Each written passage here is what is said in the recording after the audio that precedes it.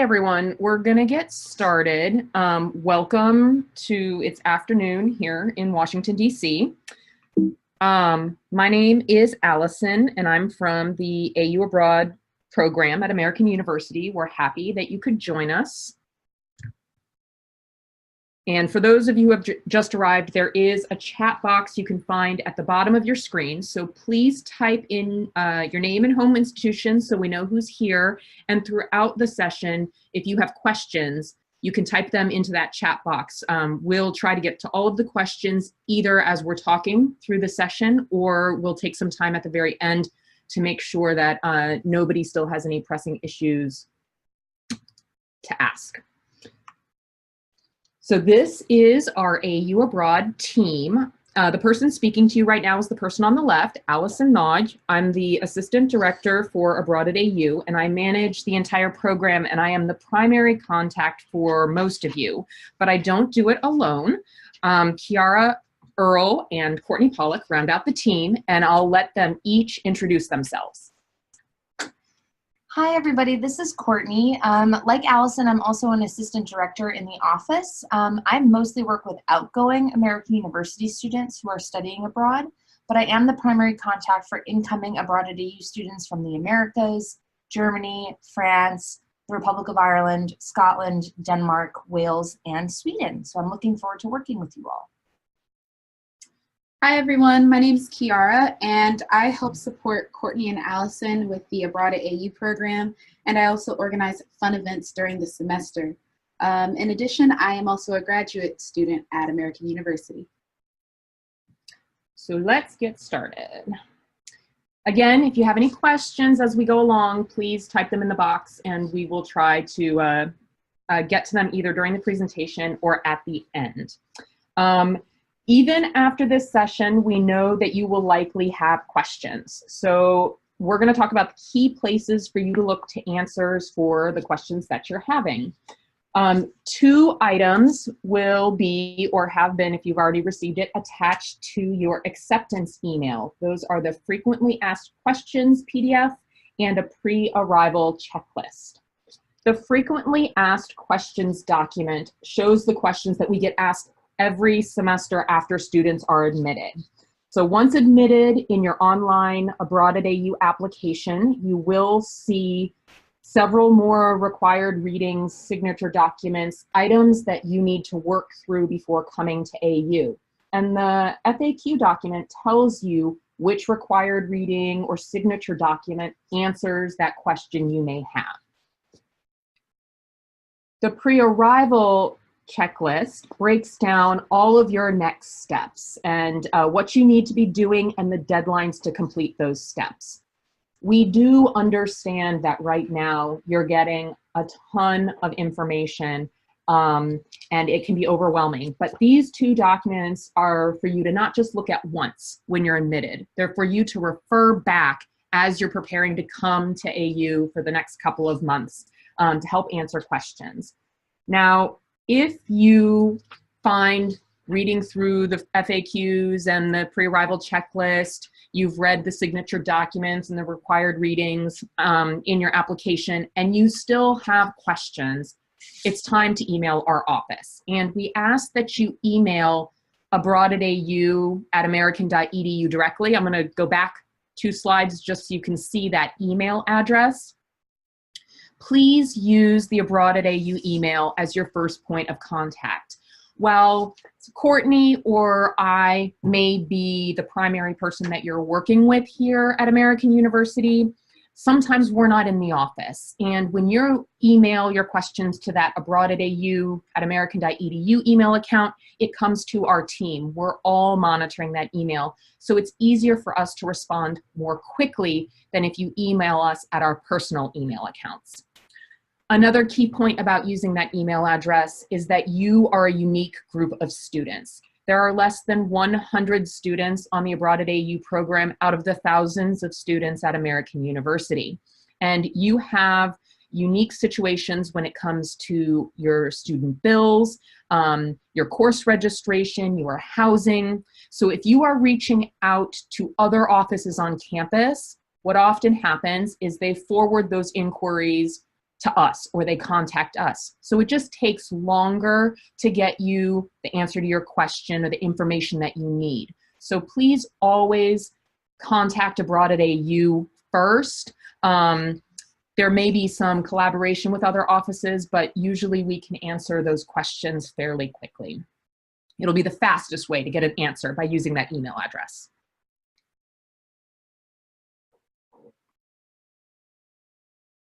So for our agenda for today, these are the main topics we're going to cover: J1 visa and travel plans, housing, health insurance and immunizations, course registration, orientation, and Abroad at AU events.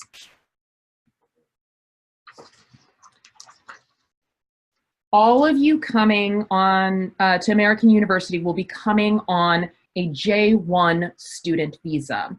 The support documents for you to apply for your J1 visa will be sent to the international office at your home institution. Before our office can process your visa support documents, you will first need to pay a $500 confirmation deposit in your AU Abroad application. Paying that deposit is going to be a reoccurring theme in this session, as you are not considered an Abroad at AU student until you pay this deposit. And most of the next steps that we're going to be talking about can't be completed until after you've paid that deposit and confirmed your participation for the fall. If you have paid your confirmation deposit, we do anticipate we'll be able to send out the acceptance packets with visa support documents to your home universities end of April, early May. Once you have your visa support documents, or once our office has processed your visa support documents, you will receive an email to say that your acceptance packet is going to be mailed out shortly. In that email, you will be given your SEVIS number, SEVIS, SEVIS. And this number is really important because you will use this number to pay your visa application fee and make your visa interview appointment time. You will also need to start thinking about your arrival and departure dates for the program. It's critical to keep in mind that you only have 30 days before and 30 days after the program to be in the United States on your J1 visa. This is a 30-day grace period for you to get to the DC area and to get settled before the start of classes, and 30 days beyond the program date to wrap up your semester and leave the country. So do not plan to be coming to the United States in June and traveling around before the start of the semester on your J1 documents. You will not be able to enter the United States on your J1 visa documents until July 27th. Additionally, we also recommend when planning your travel that you don't come too early, you know, a week, 2 weeks, 3 weeks, but if you arrive on July 27th, an immigration officer could be asking you, what are you doing for the next 30 days before the start of classes? And they could get very detailed about where you're going to be staying, what you're going to be doing, how you're spending your free time. If they have any question or doubt that you're not entering for the reason to come to DC and study, they could deny you entry.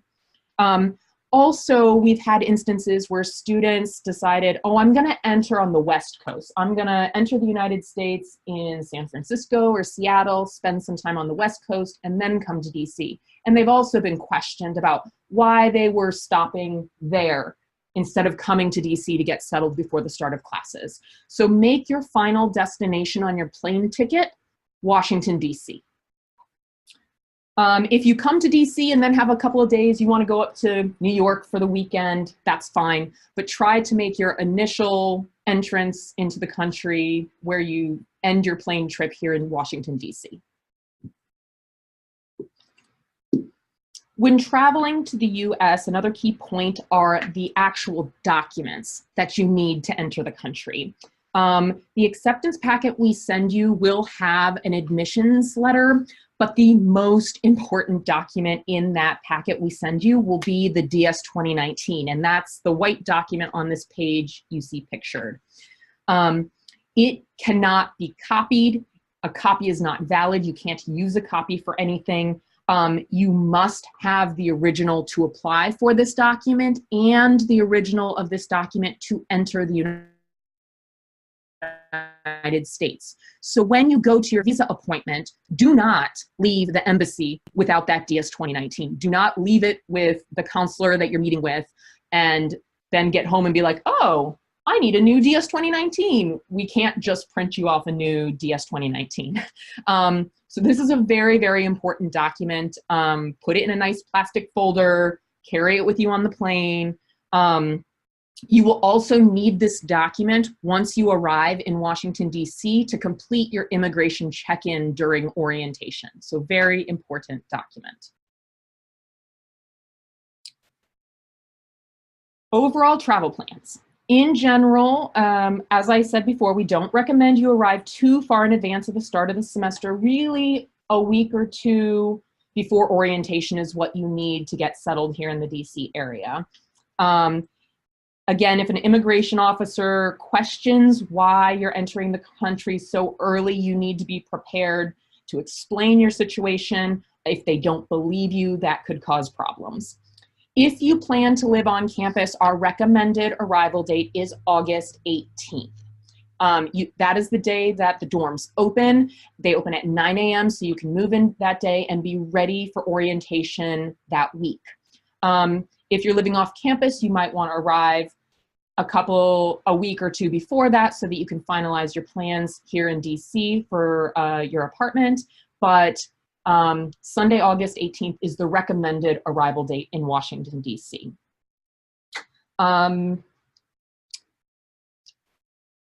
The last day of final exams is December 14th. Please do not plan to leave the United States or Washington, D.C.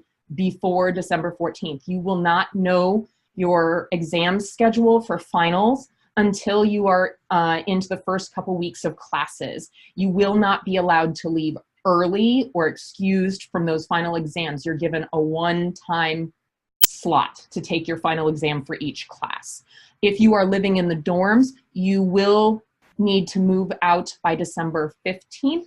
The dorms close that day. If you're here for the academic year, you will not have access to your dorm room on campus during the winter break. So you should be prepared to be out of your dorm by the 15th and not be able to get back into it until the start of the fall semester. We will have orientation the week of the 19th to the 22nd. So if you are going to be living off campus and want to finalize your housing before orientation, do so. We want you to be ready to start with all the critical information we need to give you starting on the 19th.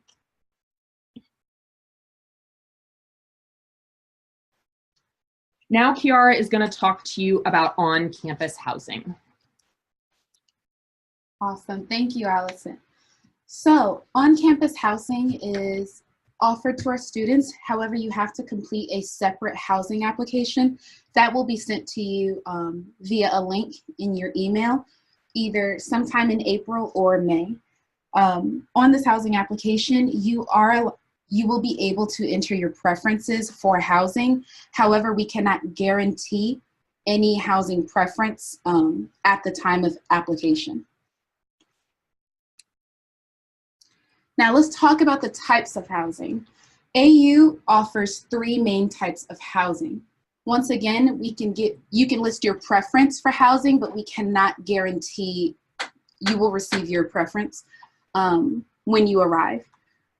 Our first option is traditional rooms. Traditional rooms include main furniture such as a bed with a mattress, a desk, shelves, a closet, or a wardrobe. Also, we have suites. Suites include the same furniture as a traditional room. However, you will notice to the right of the screen, you'll see a bathroom unit connecting 2 rooms. So traditional rooms are usually occupied by 2 to 3 students. However, suites can be occupied by about 2 to 4 students. In traditional rooms, you will be using gendered hall bathrooms that include a shower stall, sinks, and toilets. And in a suite, you will have a shower stall, sinks, and a toilet to share between 2 rooms. Now, our last option is apartment style. Apartment style usually has up to 6 residents, each with, 3 rooms, 2 students per room, and they include the same furniture as traditional rooms and suites. However, apartment styles also include their own bathroom area and their own kitchen and communal area. Traditional rooms are our least expensive option, while apartment style are our most expensive option. So, housing. Things to keep in mind about choosing on-campus housing. The majority of your furniture is provided, so you don't have to buy your own desk or bed or wardrobe. There are live-in staff members called residential assistants. You can go to them for help with immediate problems or concerns with your housing. They also organize events and meetings for each floor. There is a 24-hour front desk security checking who is coming in and out of the dorm, so you will need to swipe your ID card to enter a dorm building. If you choose on-campus housing, you will have your housing assigned before you arrive, so you don't need to worry about finding housing after you arrive in the United States.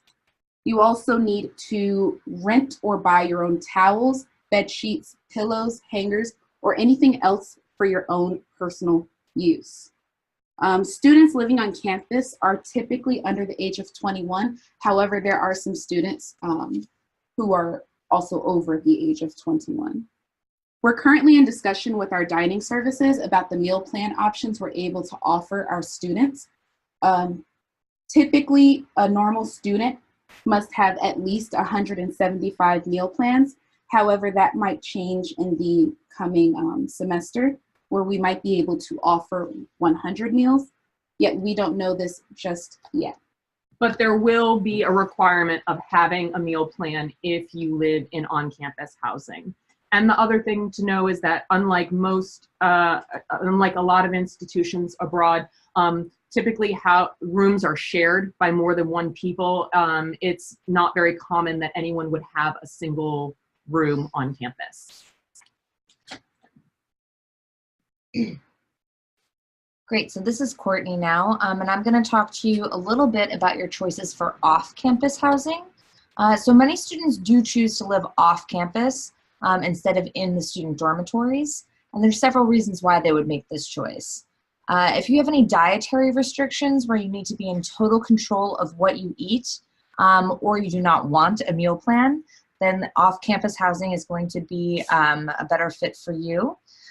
If you are 21 or over, 21 being the legal age to drink alcohol in the United States, it's important to keep in mind that the AU campus is dry, meaning there's no alcohol permitted, and it is also tobacco-free, so there's no smoking of any kind on campus. This, of course, applies also to the dorms. If you do not wish to live under those conditions, then you would want to think about living off campus. If you are coming to AU with another person from your institution who's a friend and you would like to live together, you might want to think about finding something off campus together, because it's very difficult for the housing office to honor roommate requests. Also, if you would like to live alone, as Allison mentioned, there's essentially no chance of getting a single room on campus. So if you're not comfortable in sharing a bedroom with someone, then campus life is probably not going to be for you. Also, living off campus gives you more flexibility with your move in and move out date. So you can come a little early, not too early, and stay a little after, but not too long after the program. Because you can't move in until the 18th of August, and you must move out the 15th of December in the dorms, if you have travel plans that are maybe, not within those dates, then off-campus housing might be a better option for you as well. It can also be a little bit less expensive than our on-campus housing options. We did poll previous Abroad at AU students who lived off campus, and they told us that the average rate for rent was around $720 US a month as the lowest paid amount. And then some students paid up to $1,150 a month, sort of on the high end. More than half of the students say that their utilities were included in their rent cost.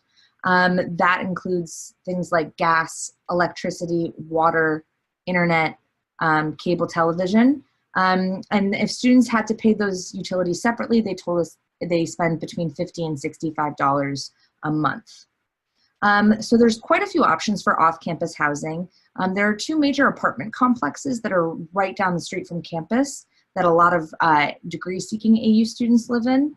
One's called the Berkshire, or the students refer to it as the Berks, and also the Avalon apartment building.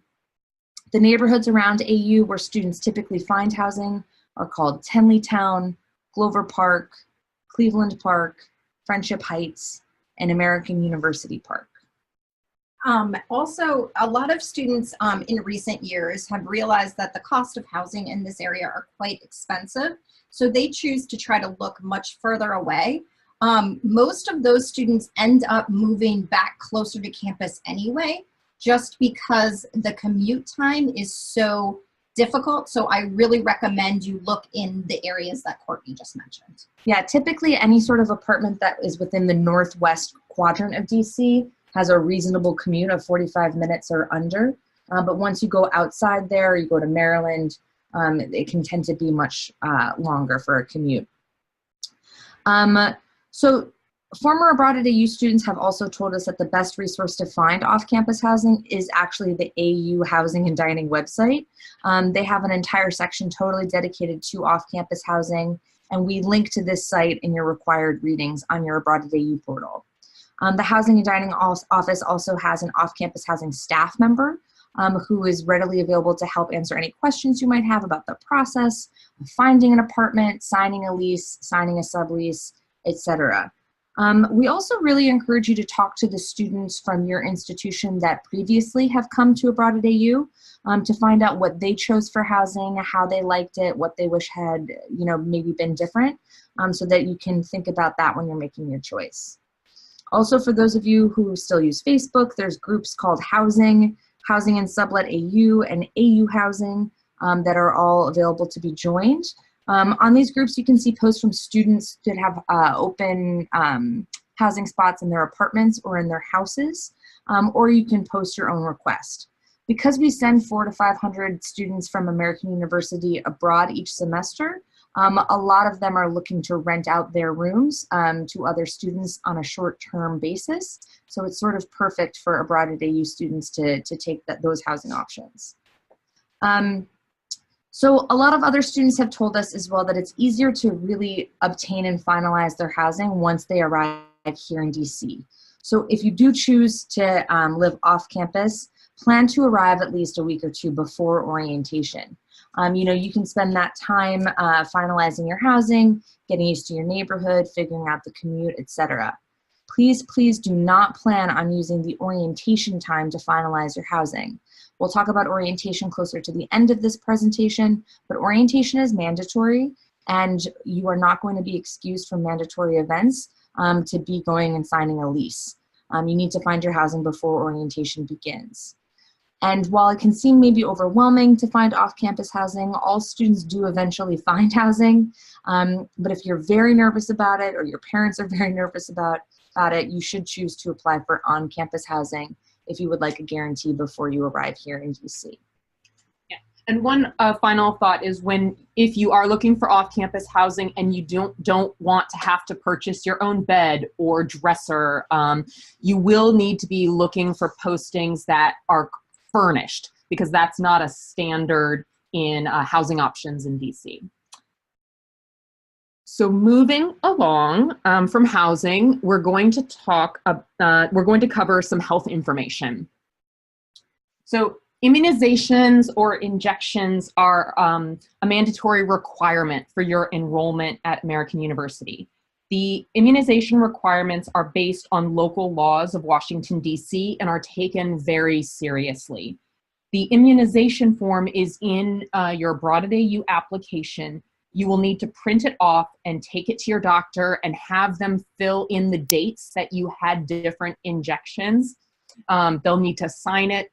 They most often stamp it, and then you will be sending it directly to the health center. And I put a email address on this slide, but that is incorrect. Please follow the instructions on the immunization form itself, but you will need to be sending it directly to the Student Health Center about that.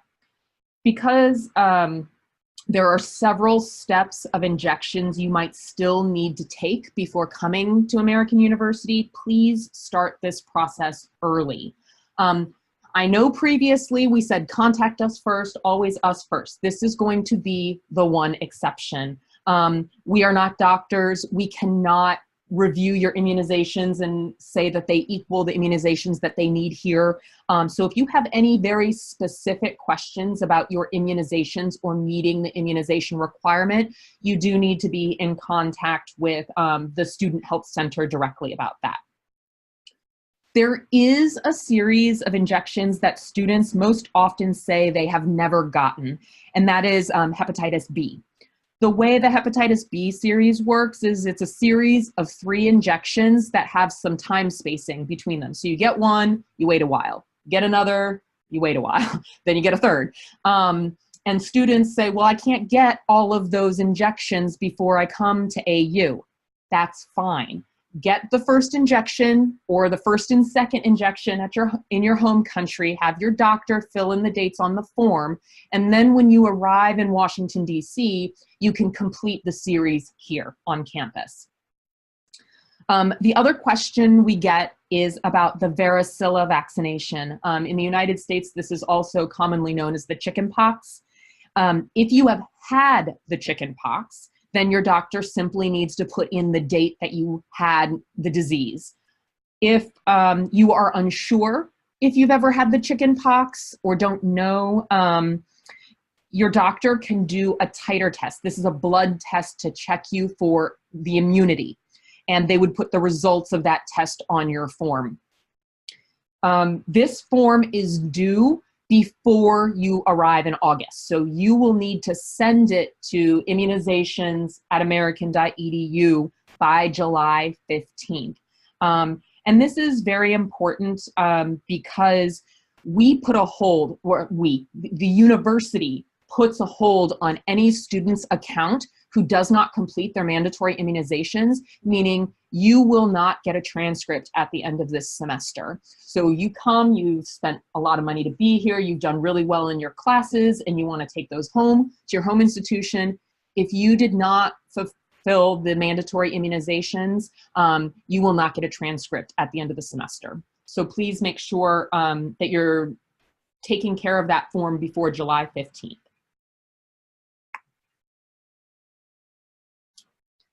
So that was about preparing to come to AU.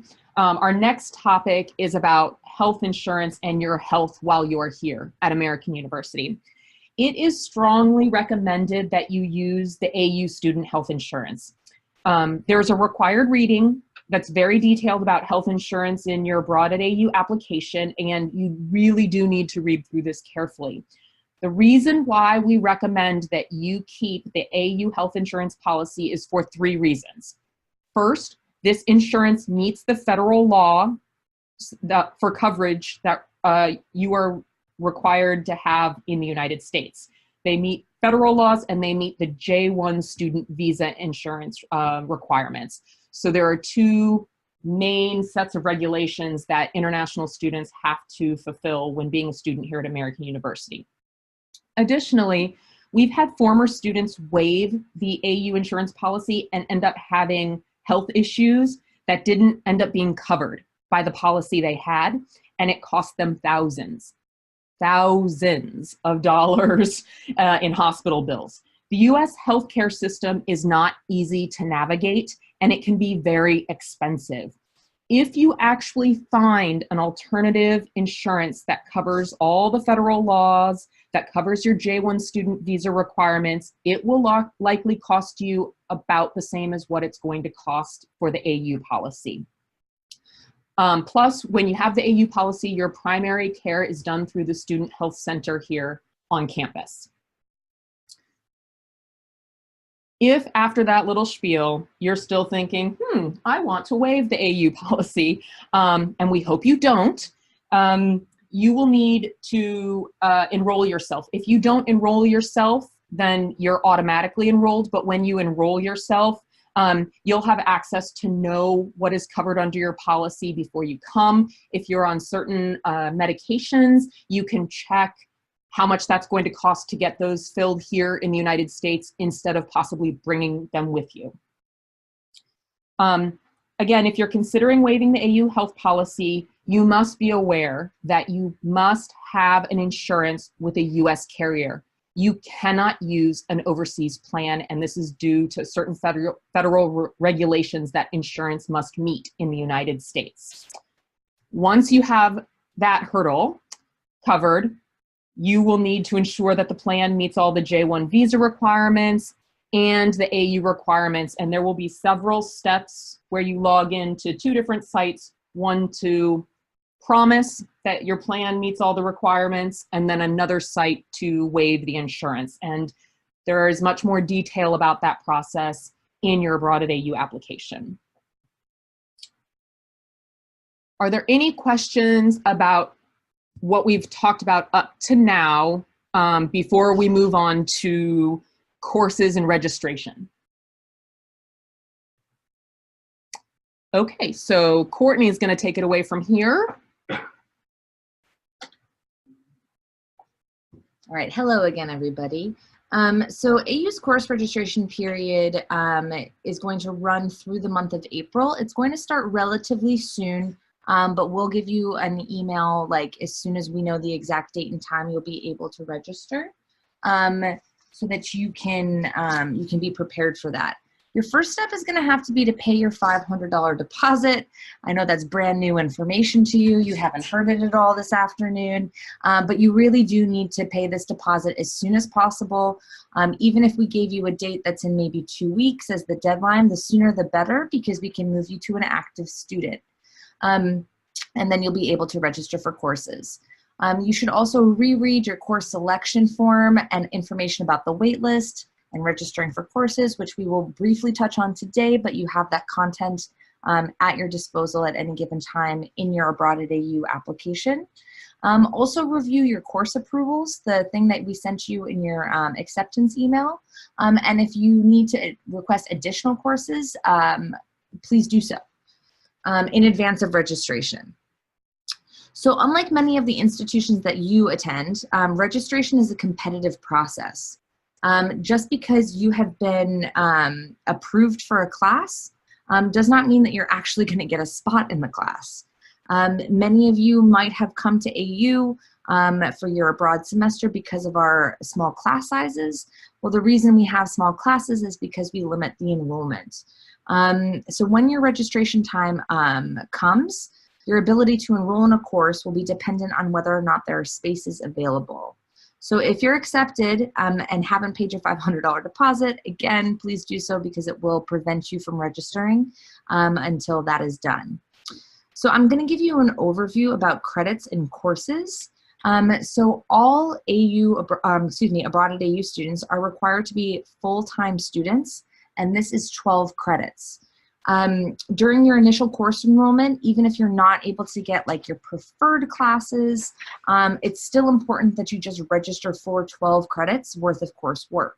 If you don't do that yourself, eventually Allison or myself will have to just enroll you in, some chemistry class you don't want to take or whatnot, just to make sure that you're up to 12 credits. So make sure that you're choosing a class that you would actually like to take if we have to put you in sort of a placeholder. You'll have the ability to make changes to your own schedule over the summer and up until the end of the first 2 weeks of classes. But at all times, it's important that you never drop below 12 credits. This is a requirement both of the Abroad at AU program and your J1 student visa status. So some things to keep in mind is how we define course levels may be different than your home institution. At AU, we have 100 and 200 level courses that are introductory courses. This means that you've never taken anything in that subject matter before. 300 and 400 level classes are for students who have mastered the intro level of work in a subject and are pursuing more advanced coursework. 500 level courses tend to be mostly with graduate students and are very advanced courses that are only taken by our students in their final year, and it's within their major discipline. Most 500 level courses at AU are closed to abroad at AU students for that reason. So it's important for you to note that the course level is not based on your year in your program. So just because you are a third-year student does not mean you would take a 300 level anthropology course unless you've been studying anthropology at your host institution and have mastered the basic levels. So the 100, 200, 300, 400 course number system is based on competency in that subject area and not at your particular point in your academic career. You also cannot register for restricted courses or for internships. So what are course restrictions? Well, you should have already seen this. It's under academics in your Abroad at AU portal. So some courses are restricted, and we have a comprehensive list on our website. Many of the restrictions exist within the School of Communication, the School of International Service, and the Kogod School of Business. Sometimes you'll see restrictions listed under a specific course in the course catalog. For example, it might only be for students in a certain program, like an honors program or mentorship program, which you're not in. This means that even like full degree AU students are not permitted to register for those courses unless they're in that very special program. You also might see courses only designated for students in a specific school. But mostly these are School of Communications courses, and they reserve courses entirely for students who are pursuing majors within that school, which means it also would be restricted to you. As a requirement of your J1 student visa, it's important to note that you're not allowed to take online classes. Courses will indicate on the schedule the instruction method, and any course that says online instruction is going to be prohibited. So Abroad at AU students are not permitted to take credit-bearing internships. So any class designated as an internship in the field on the schedule of classes is not going to be open to Abroad at AU students. Internships can be possible, and we'll talk a lot more about that during orientation on site, but you cannot be registering for an internship course. You are welcome to take language classes while you're here, as long as you're not taking an intro level of your native language. But anything past the intro level, you're actually going to have to take a placement exam in order to be authorized for the appropriate level course. The link to that test is available in your course selection document in your application. So now I'm going to talk a little bit more about registering for classes. So the first thing that you're going to want to do is consult the schedule of classes. During the application process, you might have been referencing outdated information, and some of the classes that you might have seen and might have been interested in taking are not going to be available in the upcoming fall semester. To see the current schedule of classes for fall 19, make sure you're selecting the term fall 2019 regular term. It's a real searchable tool, so you can search by title, course number, department, etc. You're just going to want to write down both the course number and the specific section of the course that you're interested in. Now, if you click on the specific section, you're going to be able to see how many spots are available in the course. So underneath the section number, it's going to state what days and times the classes meet. So typically at AU, classes either meet Monday and Thursday, which is indicated by M/TH, or Tuesday and Friday, which is indicated by T/F. This means that the class meets 2 times a week, and you have to attend both sessions each week. Unlike lots of your host institutions, attendance tends to be mandatory in classes at American University, so you're going to want to pay attention to the fact that your class is going to meet likely twice. Now, some classes do only meet once a week, and they have just like a longer time frame, and those are called block classes. So if you have not already been accepted, you don't know what I'm talking about yet, but you will soon. For those of you who have been accepted, you have already received a course approval document. So this course approval document indicates what classes you requested and which classes you're approved for. So if the course says accepted next to it, you're free to register for that course as long as there's space available. If the class was rejected, we gave a reason why it was rejected. So the course might not be on offer in the fall term, it might not be open to abroad at AU students, or based on your transcript, you might not have demonstrated that you have met the prerequisites for the class. If it's said next to it under department review, that means we have sent out your request and your background in that subject area to the department, and they ultimately have to give you the acceptance into the course. We will let you know when we hear back from those departments about whether that class has been accepted or not.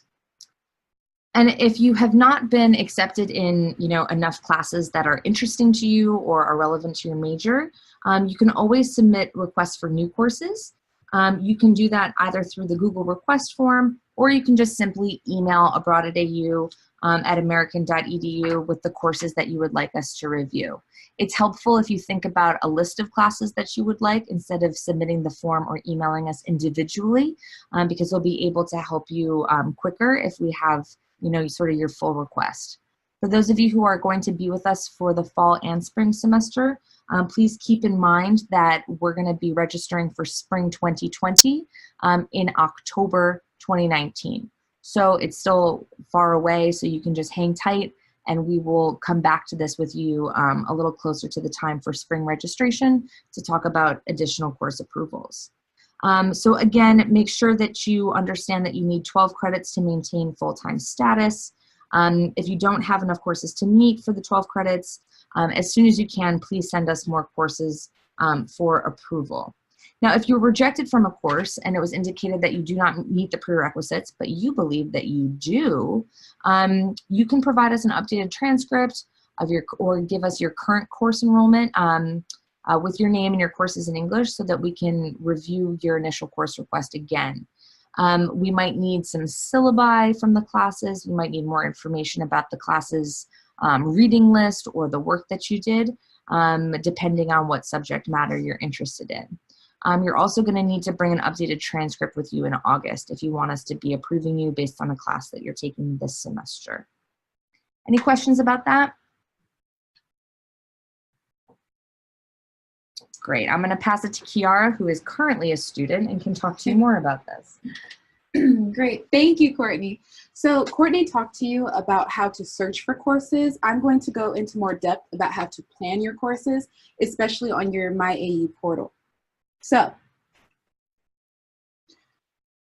before you're able to access your MyEagle service, your MyAU portal on Eagle service, you have to pay your $500 confirmation deposit. I know we keep saying that, but we stress it because it's so important to start you on this path of planning your courses and getting you ready for registration and your semester to come.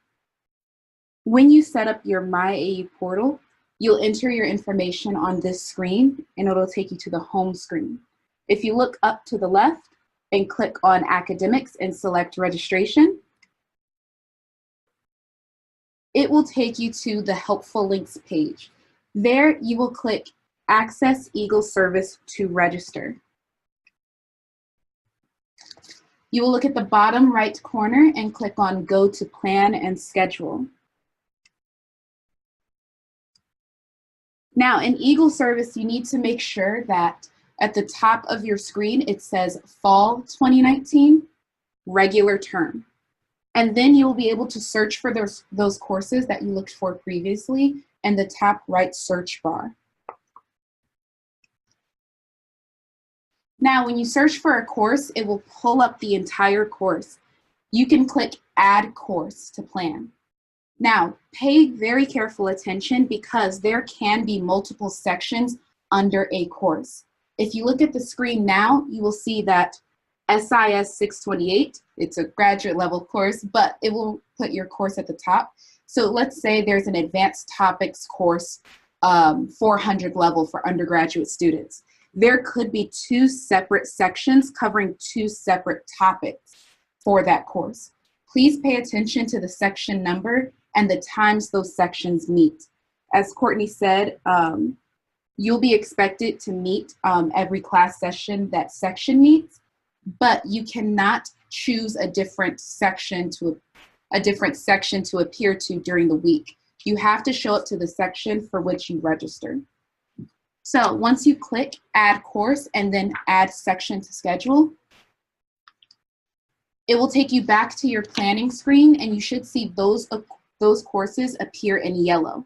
Yellow means that you have planned those courses. Yellow does not mean you have a spot in that class. If you check the the top bar of your registration page, it will let you know the registration time. However, because you are a Broada AU student, you need to receive an email from us confirming when you are allowed to register. So even though you might hear other students are registering, you need to check for your specific registration time in your email. That email will look something like this. It will state that you need to register for at least 12 credits, and it will give you specific registration times for the fall 2019 semester.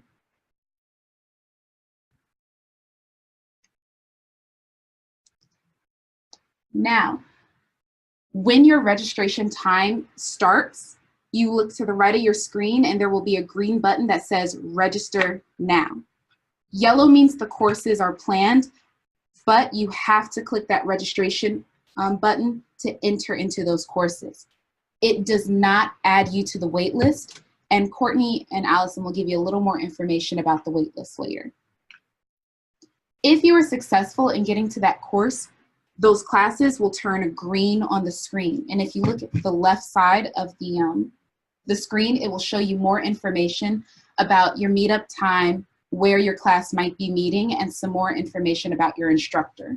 It will also inform you if a class is full, and that will appear in red. And if you are not able to enter a class, it will also show you if there is a wait list that starts for that course.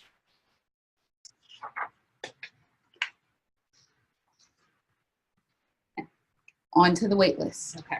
So when you're registering, it is really important for you to understand what the wait list is. So as mentioned previously, course enrollment is strictly enforced to keep class sizes small. When courses fill up and there are no more spots available, students can get into a queue to be offered a spot in the course if a seat becomes available. This is the wait list, students waiting to be offered a spot in the class. Being on the wait list is the only chance of having being offered a spot in a course that is full. This might be different from your home institution where professors have the power to allow you to register for a class that is full. At American University, there is no way a professor at AU can override the registration system and allow you into their course if it's full. So, for example, there's a course with 25 spaces, 25 students are registered for the course is now closed. Students who are interested in the class put themselves on the wait list. So if one of the original 25 students registered for the course decides to remove from their schedule, one spot becomes available. It gets offered to the first person on the wait list. And that person normally has around 24 hours to register for that spot. If the person declines that spot or they don't register within the time frame given, that spot is offered to the next person on the wait list, and they just move down the line until somebody registers for that spot. That's how the wait list works. If you notice when you're registering that there is a course that you planned that is now closed, you do not automatically get added to the wait list. You will need to go to that left-hand menu and click the wait list button for each course that's closed and you wanted to be added to the wait list for. You are allowed to be on the wait list for only 3 courses at any time. If you are on the wait list for a course and decide you no longer want to be on that wait list, please remove yourself so that other people move up the wait list in terms of their chances of being offered a spot. You can also only be on the wait list for one section of any given course. So if you want to take financial accounting and there are 3 different sections of financial accounting, you can't be on the wait list for all 3 of those sections. You have to pick one to be on the wait list for. So think strategically about which one probably has the best chances of you being offered a spot. There is no magic number that if you are that number on a wait list, you're going to get a spot in a class. But obviously, if you're 25th on a wait list, although that's a really long wait list, we've never seen a wait list that long. But if you're number 25 on a wait list, chances of 25 people dropping the course or not accepting a spot offered to them is not so great. But if you're number 1 or 2 on a wait list, you have much better chances of somebody removing that class from their schedule, making a spot become available. I know that initial registration sometimes can be disheartening if you don't get the classes that you really want in the beginning and you're on the wait list for 3 courses. But over the summer, students do change their schedules, meaning that there are chances spots will become available in the classes that you're on the wait list for. The question is then, how do I know if I'm offered a spot off the wait list? The answer is you will receive an email to your AU email account. So you should be checking your AU student email for this information. You will be sent an email by the registrar's office at AU if you're offered a spot, and it will tell you the time frame in which you must register for that spot. Again, typically you get around 24 hours from the time that email was sent. If you miss that email, or if you do not register for the spot within the given time frame, you will be dropped from the wait list. Technically, you can go back in, you can add yourself to the wait list again, but you go to the bottom of the list. You don't go back to the top of the list. So this means if there were 25 students on the wait list, you were number 1, you missed that email, you get added back when you add yourself back as number 24 on the wait list. If there is a course that you really, really want and you are on the wait list for that course, it is imperative that you know what spot you are on the wait list. And as you're getting to the top of the wait list, you're checking your AU email every single day. How can you see where you are on the wait list? When you go into your schedule under academics, my waitlisted courses. This will show every single course you have ever been on the wait list for, and it will show the status. If it says active, that means that you are on the wait list, and you can look to the column, the last column, WL position, wait list position, and it will give you the number that you are on the wait list. If it says expired or dropped, this means you are not on the wait list. If you don't see the course on the list, you thought you added yourself to the wait list, but you don't see the course there, you're not on the wait list. So go back in and add yourself to the wait list. Again, over the course of the summer, your position will likely change on the wait list, so you should be regularly checking where you're at. And again, if you're towards the top of the wait list, you will receive an email from the registrar's office if you're offered a spot, so be checking your AU email every single day. Okay, so now we're going to move away from academics and we're going to go into orientation.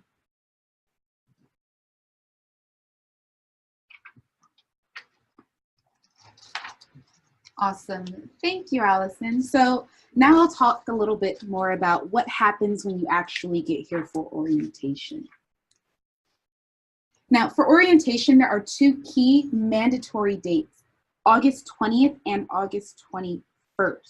So sorry, things are a little bit in flux right now. For right now, we're asking everyone to plan for August 19th through 21st as possible mandatory session dates. This is again why we're recommending you arrive in DC on the 18th so that you're ready starting the 19th, but we will have more finalized schedule of orientation coming out later this summer. Yes, thank you. Yes, so check for the 19th through the 21st for your mandatory orientation sessions. Now, during these sessions, we will be covering important information such as immigration documents, visa regulations, expectations for the American classroom, and other information you might need to maximize your experience at AU. Now, in addition to the required sessions, we will have optional activities available. These optional activities include campus tours, shopping trips, meet and greet socials, all with current AU students, and group lunches and dinner outings. And then one of our special treats, Snapshot DC. Snapshot DC will happen at the end of our orientation, and it is a fun scavenger hunt, a photo scavenger hunt around DC. It will be led by current AU students around AU and the DC area. And we hear it's a great opportunity for a lot of our students to connect with each other and the city before they start their semester. Now, if Snapshot DC sounds like fun and you want to register for the event, please complete the questionnaire in your Abroad at AU application. Even if you don't want to participate, however, I'm sure you will, please complete the questionnaire so we can have a better idea of how many teams to gather. Now, we will be sending out reminders all the way up into orientation to remind you to register for Snapshot DC if you would like. This event is typically rated as one of our favorite events of orientation, and it is a lot of fun. Unlike other events, it does have an extra $25 charge, and you will need to acknowledge that charge in your questionnaire. That $25 will also include the entire Snapshot DC experience, and we have a reception with food, music, friends, and great prizes for the top 3 teams. Another one of our popular programs is the AU Buddy program.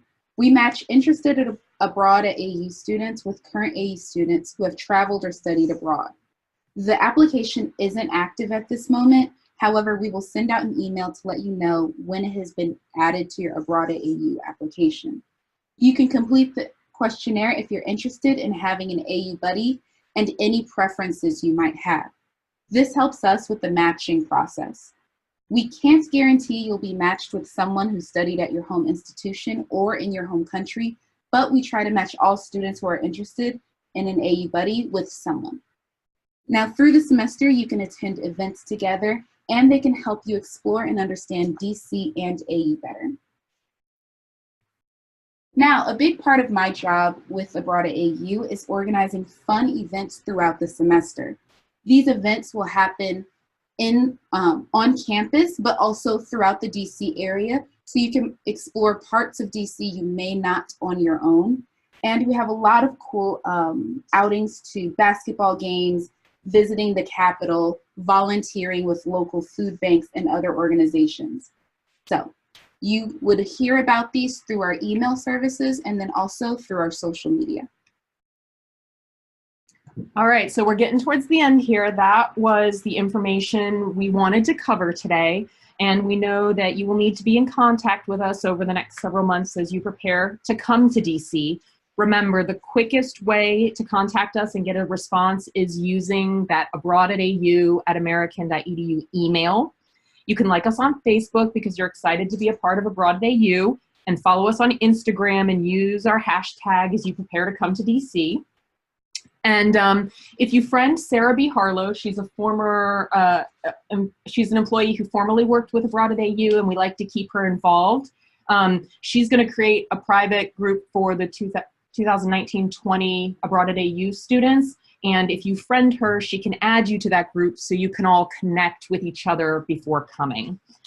You guys have been super quiet during this presentation, so we just want to make sure there aren't any lingering questions out there that we can answer before we wrap up today. This is your chance to type in a question you've had all presentation. Yeah, hi. Can I ask a question, please? Yeah, can you type it in because we get a lot of feedback when you speak the question? Is it possible for you to type it in the chat box? Yeah, of course. Okay. So I just have to type in my question. Please, please. Yeah, okay. Actually, I have several questions, and some are about the lesson part, the academics part. Can I ask them, or is it okay? Okay, so I'm going to mute you for a second, but I'll address one thing. If you have specific academic questions pertaining to the courses that you have been cleared for or courses you want to be cleared for, that is best for you to send an email. We don't want to get into individual student issues on this group presentation. So it's a very specific issue related to you personally versus a general question about the program or academics at AU. Please address that to the Abroad at AU email. If it's a general academic question, if you could type it in the chat box. We just get a lot of feedback on our end when students speak from their devices in their home country.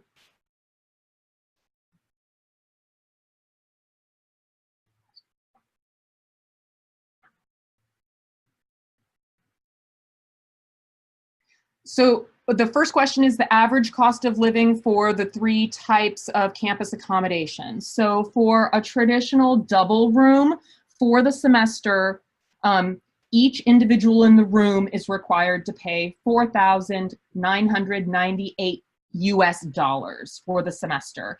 If you're living in a suite style room, it would be $5,732. And if you have an apartment style, we're looking at, you know, $6,000, $6,400. So it all varies. And again, those costs are per person for the housing per semester. How do you know if you're eligible for the on-campus housing? So everyone is offered the opportunity to apply for on-campus housing. So if you would, we will be sending out an email probably the end of this week about the housing application. If you want to apply for on-campus housing, any accepted student may apply for on-campus housing, and we have not had a problem with our students being housed. So if you apply, you will get a campus housing spot. How many credits do you receive for one course? So most courses at AU are 3 credits. The majority of them are, but there are going to be exceptions. So within the language department, it is more common to have courses that are 4 or 5 credits. Within the sciences where there's a lab attached to the course, that could also as well be 4 or more credits. If you take health and fitness classes, there are several of those that may be 1 credit. But generally, most classes are 3 credits. However, if you do take a language course that is 4 credits, and you're trying to reach that 12 credit enrollment, you're going to have to do a little bit of working with your schedule to reach that 12 credit enrollment level. The next question is, for registration, do we only plan our schedule when we are given our specific time, or can we do that beforehand?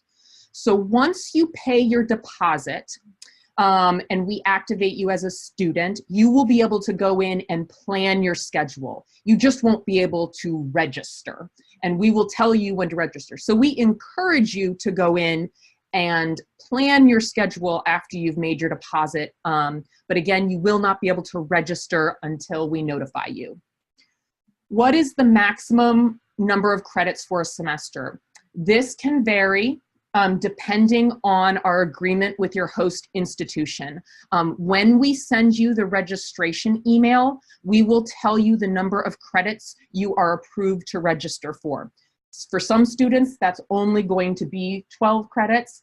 For some students, that will be between 12 and 17. Is there a way to rewatch this presentation? Absolutely. We are going to, we've been recording this presentation, and we are going to send out a link once we post it on YouTube so that you can refer back to it. It will probably be particularly helpful when it comes to course planning and registration. You are wondering if you need your home university to sign an updated version of the course approval form if you don't get the course you wanted initially. So on our side, we don't really care, to be honest. It's not important on our side that you get an updated approval form. However, your own university might have a very specific answer to that question, and they might require that you get it. But on our side, we don't need that. Your university may need it. There's a question about when the registration for the courses opens. So registration for the entire university is staggered. We are working with the registrar's office for all students who are deposited to get them into the system and assigned a registration date. You will receive an email from us, hopefully in the next week or two, about when you can register. Also, I noticed someone said their button is gray. That register button will remain gray until you receive an email from us telling you when your register button will activate. So everything in your course planning will change once you get that email telling you when you can register. You created your MyAU account, but your AU email doesn't work. You should email us if you're having an issue. Some students do have that issue, and we likely can fix it. If it's not an issue that we can fix, we will send you the Office of Information Technology's email address for you to directly email it or fix it. But we recommend that you send us screenshots or any kind of thing that can help us see what exactly is happening for that. Okay. So Connor has a question about arriving to the airport. So we actually don't organize any sort of group pickup in general for students. It kind of depends on what airport you're flying into and where you're going to in terms of your accommodation. And we have very specific information in your pre-departure portal or in your Abroad at AU application that tells you exactly what options would be best for you to use. In most cases, Super Shuttle is probably the best, but you will want to look at that information in your portal to determine that. And again, you'll have access to that once you've been accepted and deposited. Mm-hmm. The deadline for the health insurance application, so I believe it's September 13th is the day you're supposed to do the insurance application. Again, if you don't do it by the deadline, you will be enrolled in the AU health insurance. But we still highly recommend you do it just because, enroll in it because you'll have access to things ahead of time. Okay, so somebody's asking a question about fall break. We do not get a week off for fall break. You get one day in the fall. It's one Friday. I don't know the exact date, but there is not a week break in the fall. Students who are here for the whole year will get a week off for spring break in March, but in the fall, there is no extended break. There is 3 days for Thanksgiving in November. You can also access the university's academic calendar just on our AU's website, american.edu, or just with like a simple Google search to see if there are any days. But typically for fall semester, it is one Friday for fall break, and then Thursday and Friday for Thanksgiving in November. And right now, it does say October 11th. That is the only day, not the 11th through the 20th, but the 11th of October that you would get off. That is still technically tentative, but it would, again, only be that one day. We strongly recommend that you not plan personal travel during the semester until you arrive and get into your classes, because once you see your syllabi, once you see your course load, and when you're going to have your midterm, when you're going to have papers due, you'll have a better idea of how you might have extra time to travel versus when you will have a lot of assignments all due at once. This again may be different from your host institutions or your home institutions. As Courtney said, most courses at AU, attendance is mandatory, and if you miss 3 classes without a reasonable excuse like you being sick, they drop your grade. And also, unlike many of our partner institutions, you don't just have one big assignment and a final exam. It is much more common to have regular assignments and assessments throughout the course of the semester. The question about when will the course... Oh. Yeah, it's the current schedule for next fall semester, fall 2019 is correct. So what you see on the schedule of classes for fall 19 are the classes that we will offer in fall 19 to answer Nikki's question. Now, if you are asking about the spring semester, that is going to be released in around October.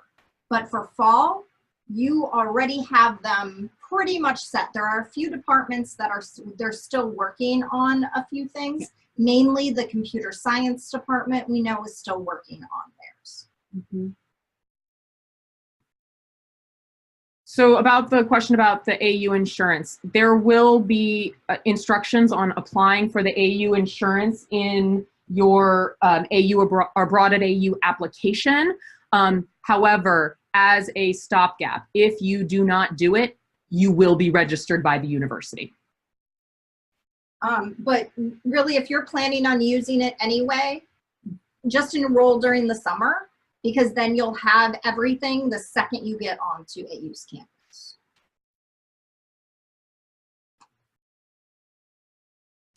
Okay, so your question about to have like either a tourist visa or registered through ESTA to travel in the United States before the start of the program. So yes, it is technically possible to do that.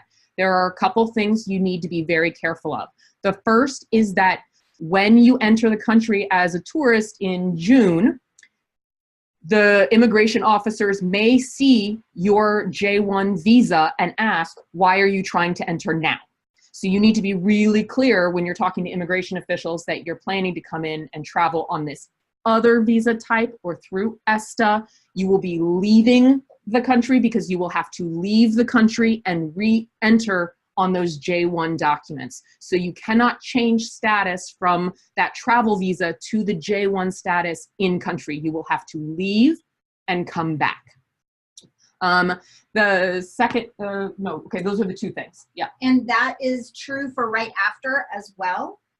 While you are given a grace period after the semester is over, you should, if you want to travel further past that date, you will need to exit the country and come back in on a different visa. You won't be able to magically change from your student visa into a tourist visa while you're in country.